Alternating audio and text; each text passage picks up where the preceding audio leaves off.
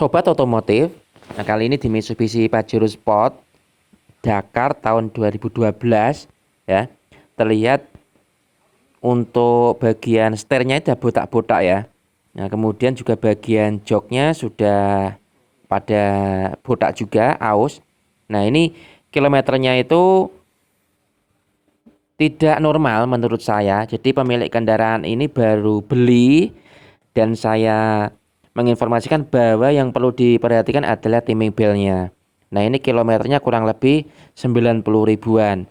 Pajero Sport Dakar tahun 2012. Namun dari segi kondisi fisiknya sudah botak di setirnya. Nah, itu tidak memungkinkan, alias odometernya ya di reset. Nah, ini akan kita lihat odometer dari SEO ya. Odometer aktual yang sebenarnya di kendaraan Pajero Sport Dakar 2012 ini. Akan kita lihat apakah memang benar di kilometer 90 ribuan atau memang sudah tinggi yang di reset agar harga jualnya lebih tinggi. Nah, karena ini mobil baru beli, maka sebaiknya saya sarankan untuk nanti ganti timing belt. Bila karena timing belt putus itu bisa fatal akibatnya. Oke, di sini terlihat odometer calculate by SU 199.323. Terlihat ya, kilometernya di sistem SU 199.000. Padahal tadi di aktual di odometernya 90 ribuan. Nah, jadi ini saya sarankan langsung ganti timing belt. Nah, kita lihat timing beltnya di sini.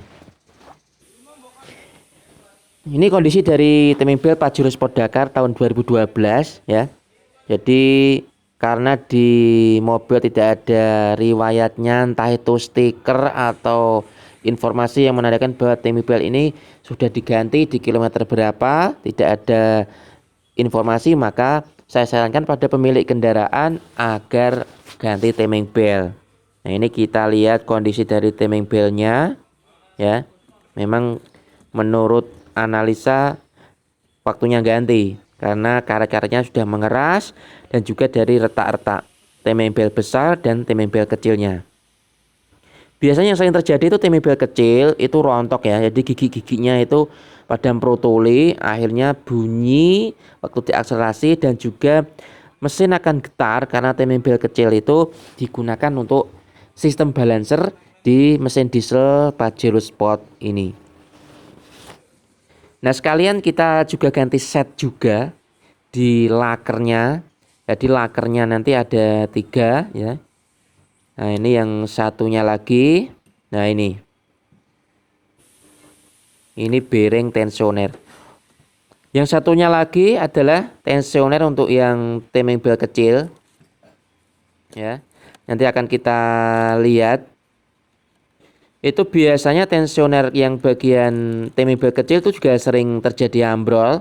Nah, nanti itu juga akan kita ganti. Jadi kita ganti set. Nah, ini dengan kode MD050125. Ini tensioner untuk timing belt kecilnya. Nah, di sini terlihat juga dari fan beltnya ini sudah parah. Nah, terlihat retak-retak pecah-pecah. Ini menandakan bahwa fan belt ini sudah tua ya.